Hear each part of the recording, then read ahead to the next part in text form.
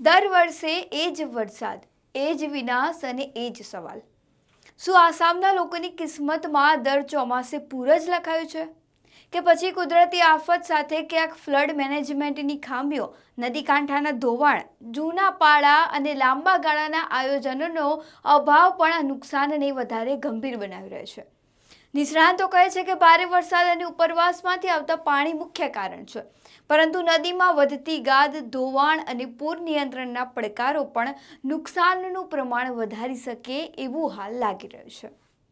નમસ્કાર, તમે જોઈ રહ્યા છો HD ન્યૂઝ અને હું છું આપની સાથે પૂજા રાવલ. આસામમાં ભારે વરસાદ બાદ આવેલા પૂરે ફરી એકવાર વિનાશની ભયાનક તસવીર સર્જી છે. હજારો પરિવારો ઘર વિહોણા બન્યા છે. ખેડૂતોની મહિનાઓની મહેનત પાણીમાં ધોવાઈ ગઈ છે અને મૃત્યુઆંક સતત વધી રહ્યો છે. પૂરથી આશરે 1,92,799 લોકો પ્રભાવિત થયા છે અને 15,430 હેક્ટર જમીન પરનો પાક પૂરના પાણીથી સંપૂર્ણપણે નાશ પામ્યો છે. પૂરમાં આશરે 19 દિવસ પછી શું છે આસામની સ્થિતિ, જોઈએ આ અહેવાલમાં. ભારે ચોમાસાના વરસાદ બાદ આસામના શિવસાગર, ગોલાઘાટ, જોરહાટ, ચરાઈદેવ અને અન્ય વિસ્તારોમાં પૂરે ભારે તબાહી મચાઈ છે. હાલમાં 5 જિલ્લાઓના 365થી વધુ ગામો પાણીમાં ગરકાવ છે અને આશરે 1,22,000થી વધુ લોકો પણ પૂરની અસર હેઠળ છે. પૂર સંબંધિત દુર્ઘટનાઓમાં અત્યાર સુધી આશરે 89 લોકોના મોત થયા હોવાનો અહેવાલ છે. હજારો પરિવારોને પોતાના ઘર છોડીને રાહત શિબિરોમાં આશરો લેવો પડે છે, જ્યારે 15,000 હેક્ટરથી વધારે પાક પાણીમાં ડૂબી જતા ખેડૂતોને કરોડો રૂપિયાનું નુકસાન થયું છે. રાહત અને બચાવ કામગીરી યુદ્ધના ધોરણે ચાલી રહી છે. સેના, NDRF અને સ્થાનિક પ્રશાસન સતત લોકોને સુરક્ષિત સ્થળે ખસેડી રહ્યા છે. 4 જિલ્લાઓમાં રાહત શિબિરો કાર્યરત છે, જ્યાં હજારો લોકોને ભોજન, દવાઓ અને જરૂરી સુવિધાઓ પૂરી પાડવામાં આવી રહી છે.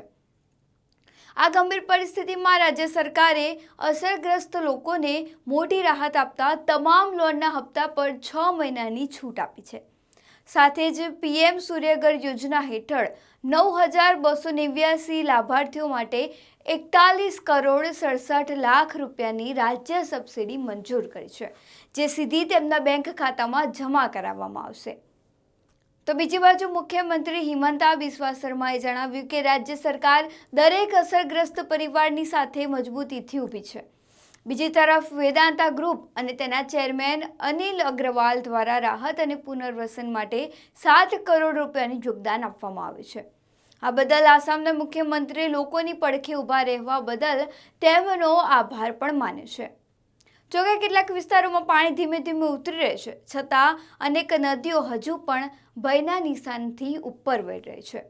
છેલ્લે હું એટલું જ કહીશ કે આસામમાં હાલ સ્થિતિ ધીમે ધીમે સુધરી રહી છે, પરંતુ હજારો પરિવારો માટે મુશ્કેલીઓ હજુ પણ એટલી જ યથાવત છે. રાહત અને પુનર્વસનની કામગીરી વચ્ચે લોકો હવે સામાન્ય જીવન ક્યારે શરૂ કરશે તેની આશા સાથે દિવસો પસાર કરી રહ્યા છે. આવા જ વધુ વિશ્વસનીય સમાચાર માટે જોતા રહો અમારી ચેનલ અને લાઇક, ફોલો, શેર જરૂરથી કરજો.